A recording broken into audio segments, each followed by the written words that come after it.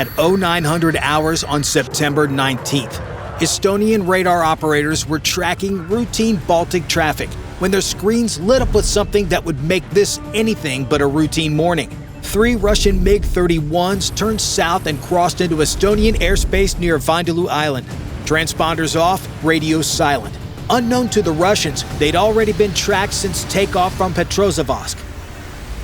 The MiGs penetrated 10 kilometers into Estonian airspace, maintaining 30,000 feet where their Zaslon-M radar worked best. The lead MiG pilot could see Tallinn through his canopy. 400,000 Estonians starting their morning, completely unaware that 3 aircraft worth $500 million rubles were testing whether NATO's Article 5 was real or just paper promises. The Russians started circling, probably waiting for Estonian fighters to scramble so they could claim they were intercepted aggressively for propaganda videos.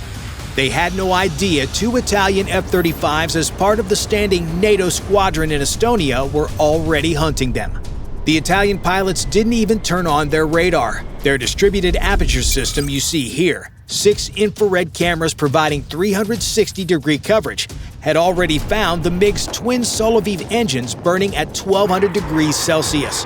Through their $400,000 helmets, the Italian pilots could literally look through the F-35's floor and see the Russians above, tracking them by heat while remaining completely invisible. The F-35's radar cross-section is 0.005 square meters, about the size of a golf ball. The MiG-31's radar, designed to find B-52s the size of warehouses, was trying to spot something smaller than a seagull that happened to cost $80 million. Meanwhile, NATO's integrated air defense system was already coordinating the trap. Finnish F-18s pushed from the east, deliberately staying visible on Russian radar to herd them west. Swedish Gripens waited silently over the Baltic, radars off, getting position updates through Link 16 data link, 128 time slots per second, creating one unified picture across all NATO forces. The Estonian controllers vectored everyone without saying a word over radio. It was a digital hive mind versus 3 Russians using encrypted UHF voice commands like it was still the Cold War. The Italian F-35s climbed through 25,000 feet using what they call cold intercept. Passive sensors only, no emissions. Their AN/ASQ-239 Barracuda electronic warfare system was tracking the MiGs by their own radar emissions. Every time that Zaslon-M swept past, it told the F-35s exactly where the Russians were, what mode they were in, even which direction they were looking. The MiG pilots kept checking their 6 o'clock position, that instinctive over-the-shoulder glance fighter pilots have done since World War I. At 0912, the lead Italian pilot finally made radio contact on guard frequency, the International Emergency Channel. Russian aircraft, you are in NATO airspace. Turn east immediately. The MiG pilot deflected by saying, "We are currently on a scheduled flight," proving he heard and understood, but kept flying. In Russian military culture, following NATO instructions would mean admitting violation, so they kept circling, pretending they owned Estonian airspace while their SPO-15 threat receivers started beeping more than a McDonald's kitchen. Those receivers could tell something was out there, but not what or where. Random electronic noise that seemed to come from everywhere and nowhere. The Italian pilots settled into the MiG's blind spots, directly above where their mechanical radar couldn't see without the Russians rolling their entire aircraft. 2 F-35s tracking 3 MiGs who didn't even know they were being hunted. The technological gap wasn't measured in years, but in decades. Time to show these Soviet relics what happens when you test NATO with equipment that was advanced back when VHS tapes were cutting edge. The lead MiG pilot tried the oldest trick in the fighter pilot handbook, a sudden dive to low altitude, attempting to hide in surface clutter where radar returns bounce off waves and confuse targeting computers. The Italian F-35 pilot didn't even change altitude. His AN/APG-81 radar uses Doppler processing that can separate a 500-knot fighter from 20-knot seagulls by velocity alone. The MiG was burning fuel in a useless descent while the F-35's computer adjusted the firing solution in real time, following him down like a patient predator. Realizing the dive wasn't working, the Russian pulled up hard, twin engines in full afterburner climbing for 40,000 feet where the MiG-31 was designed to excel. At that altitude, thinner air means less drag, and the Foxhound could theoretically hit Mach 2.83, fast enough to outrun any NATO fighter. Except speed doesn't help when your Hunter is invisible and your engines are screaming your position to every infrared sensor within 200 kilometers. The F-35's distributed aperture system watched the MiGs climb, their engines glowing even brighter against the cold stratosphere, like a giant neon sign saying, "We're right here." Inside the MiG cockpits, confusion was turning to concern. Their threat receivers were having seizures, random chirps and warnings that made no sense. The Italian F-35s were using their ALQ-239 Barracuda electronic warfare suite to inject false targets into the Russian radar.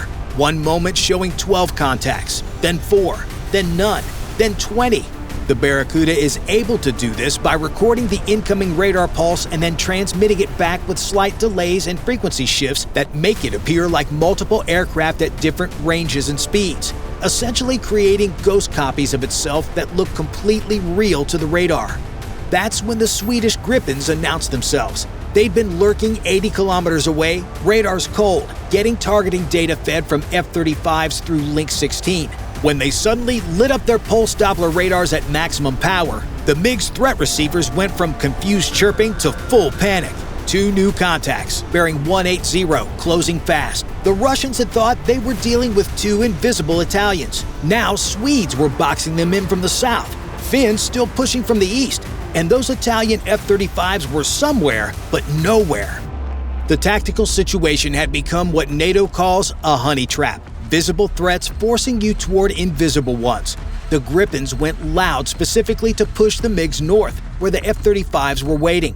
Sweden had joined NATO basically 5 minutes ago, and here they were, executing complex coordination like they'd been doing it for decades.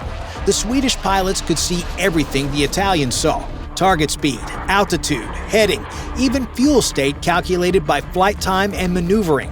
When one pilot saw something, they all saw it instantly, automatically. The Russians were still using voice commands, basically playing telephone at 30,000 feet, while NATO operated like a single organism with multiple sets of eyes. The lead MiG tried to break west toward the Baltic, probably hoping to make international airspace where NATO couldn't legally engage. The F-35s cut him off without ever appearing on radar. One Italian pilot illuminating him with targeting radar for exactly 1 second, just enough to make his threat receiver scream, then going dark. Before the Russian could react, the other F-35 did the same from a completely different angle: left, right, above, below. The warnings came from everywhere. The MiG started defensive turns, yanking and banking like their lives depended on it, which technically they did. The second MiG pilot decided to try electronic warfare, activating his L-203B Gardenia jamming pod. Against the F-35's frequency-hopping ASA radar that changed frequencies 1,000 times per second across multiple bands simultaneously, it was like trying to silence an irate Karen by whispering. The Italian pilots probably didn't even notice. Their systems automatically switched to different frequencies faster than human thought, maintaining their lock while the Russian jammer screamed uselessly into the electromagnetic spectrum. Making matters worse for the Russians was the entire NATO air defense network was now waking up. Polish F-16s were already airborne from Malbork. German Typhoons were launching from Lake. NATO's air command and control system was automatically vectoring them toward the same airspace without anyone requesting backup. The system pulls radar data from every sensor in the alliance, creates one common operating picture, then tells each aircraft exactly where to fly for maximum effect. The MiG pilots had no idea they were about to be surrounded by half of NATO's air force. They probably still thought this was just about Estonia. Instead, they triggered a response from Stockholm to Rome, everyone eager to remind Russia why the Baltic Sea was NATO's lake. The lead MiG pilot made one last attempt at aggression, turning toward Tallinn like he was going to overfly the capital. The moment his nose pointed at Estonia's largest city, alarms went off in NATO command centers.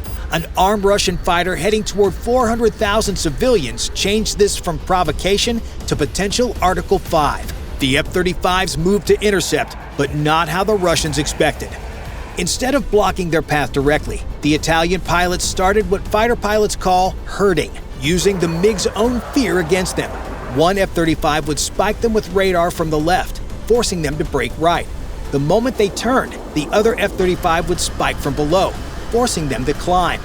Each defensive reaction pushed them further from Tallinn and closer to the engagement box that Polish F-16s and German Typhoons were forming to the west. The Russians were being moved like chess pieces by an opponent they couldn't even see.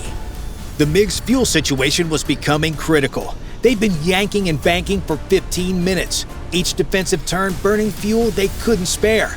Kaliningrad was 400 miles away. At their current consumption rate, they had maybe 18 minutes before transforming from an aircraft to a submarine. The smart move would be requesting a vector to the nearest airfield, maybe Turku in Finland, or even back to Estonia. But that would mean admitting defeat, asking NATO for help after violating their airspace. In Russian military culture, there was nothing worse. So they kept maneuvering, kept burning fuel, kept pretending they were in control while their options evaporated like jet fuel in an afterburner. That's when the Polish F-16s arrived from the west, and they came in aggressive. Their radars locked onto the MiGs immediately. Not subtle, not polite, just pure electromagnetic hostility. The F-16's APG-68 radars might be older than the F-35 systems, but they were more than enough to paint 3 exhausted MiGs running low on fuel. This wasn't just an intercept. It was historical payback delivered at 30,000 feet. German Typhoons swept in from the south, their Captor E radars representing the best of European engineering. These weren't stealth fighters like the F-35s, but they didn't need to be. The Typhoon was built for one thing: air superiority through overwhelming performance. Twin Eurojet engines producing 40,000 pounds of thrust, super cruise capability without afterburner, and a radar that could track a tennis ball at 100 kilometers. The Germans took position above the MiGs, the ultimate high ground in air combat. If this went kinetic, the Russians would be caught between Poles looking for revenge and Germans with precision weapons. Not a good place to be. The MiGs were now surrounded by 10 NATO fighters from 5 nations. Italian F-35s they couldn't see, Swedish Gripens from the south, Polish F-16s from the west, German Typhoons from above, and Finnish F-18s still pushing from the east. Every escape route led into someone's weapons envelope. Meanwhile, Danish F-16s from Skridstrip reported airborne. Norwegians were spinning up. Even the Dutch were asking if they needed help. NATO was responding like someone had kicked over an anthill. Fighters launching from every base within 500 miles, all converging on 3 Russian jets who were rapidly running out of fuel, options, and dignity. The MiG pilots were realizing fast this fight was turning into an all-you-can-eat Russian buffet, and they were the fresh tray of crab legs.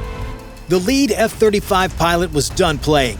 He switched his radar from search to single-target track, painting the lead MiG with enough electromagnetic energy to cook a turkey at 30 kilometers. Inside the Russian cockpit, the threat warning system went from concerned chirping to the continuous tone every fighter pilot has nightmares about. It's the sound that means an advanced radar has locked you up, calculated your exact position, velocity, and acceleration, and is feeding that data to missiles that fly at Mach 4. The Italian held the lock for exactly 5 seconds, long enough for the Russian pilot to contemplate his life choices, not long enough to legally justify pulling the trigger. Through his helmet display, the F-35 pilot could see the firing solution updated 50 times per second. A dotted line showed the AIM-120D's calculated flight path, impact point marked with a red X where the MiG's cockpit currently existed. Probability of hit, 97%. Remaining 3% was a rounding error.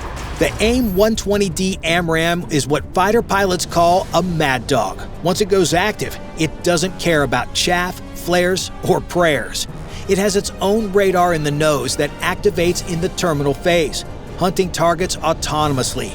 Even if the MiG pilot deployed every countermeasure in his arsenal, and Soviet doctrine loved countermeasures, the missile would analyze each one, determine it wasn't an 81,000-pound aircraft, and continue hunting. Modern missiles don't get confused, they get focused. like a tracking dog that flies at Mach 4 and explodes. The Russian pilot's hands were shaking as he processed his options. His SPO-15 threat receiver was showing multiple lock indications, not just F-35, but now Polish F-16s and German Typhoons had joined the electromagnetic party. Every direction showed threats. Every frequency showed jamming. Every option led to destruction. Soviet training said to be aggressive, but Soviet training assumed you could see your enemy. Finally, mercifully, the lead MiG pilot broke radio silence on guard frequency. Returning to base, the other two MiGs immediately banked west towards Kaliningrad. But NATO wasn't done teaching lessons. As the MiGs turned toward Kaliningrad, Swedish Gripens took escort position 500 meters off their right wing, close enough to count rivets, far enough to avoid collision if the Russians tried something stupid. The Swedish Rafael Lightning targeting pods started recording in 1080p, capturing every detail of the MiG's configuration. Weapons loadout, electronic warfare pods, even tail numbers that would tell intelligence analysts which units Putin was using for provocations. Every frame would be studied, cataloged, and filed under what not to do in NATO airspace. At the Polish border, F-16s took over escort duty with the enthusiasm of kids who just got permission to stay up late. The Polish pilots maintained missile lock continuously, not enough to justify engagement, just enough to keep that warning tone singing in the Russian headsets for the entire 400-mile flight home. It's called aggressive escort in official reports and trolling everywhere else. Link 16 data link made the handoff seamless between nations. Swedish computers talked to Polish computers at 57 kilobits per second, sharing everything from target position to fuel state estimates. German Typhoons took high cover, ready to respond if the Russians tried anything desperate. Danish F-16s established a barrier cap to the north, making sure that the MiGs didn't try to violate Swedish airspace on their way home. It was international cooperation at its finest, everybody working together to humiliate Russia. The MiG's fuel situation was now critical. The lead aircraft showed 2,000 pounds, enough for maybe 30 minutes at their current consumption. Kaliningrad was still 200 miles away. If they had to go around weather or deviate for traffic, they'd be swimming. The Russian pilots had to reduce speed to maximum range cruise, 420 knots, engines barely above idle, flying like airliners instead of interceptors. The Polish F-16s had to keep hitting their speed brakes to stay in formation. As they approached Kaliningrad, Russian Su-27s scrambled to meet them, probably expecting to escort wounded heroes from glorious mission. Instead, they found 3 MiG-31s being shepherded by half of NATO like delinquents being walked to the principal's office. The Su-27 pilots probably had questions. Why were Polish F-16s so close? Why were the MiGs flying so slowly? Why did the pilots look like they'd seen ghosts? The answers would come later, in debriefs that nobody wanted to give. The Italian F-35 pilots watched the MiGs disappear into Kaliningrad airspace, then turned west toward home. They'd been airborne for 2 hours, had plenty of fuel remaining, and hadn't even turned on their radars until the very end. The technological superiority was so complete, it was almost unfair. This encounter shows the Baltic remains NATO territory, and Russia just proved they can't even visit without permission, supervision, and an escort home. Bye for now.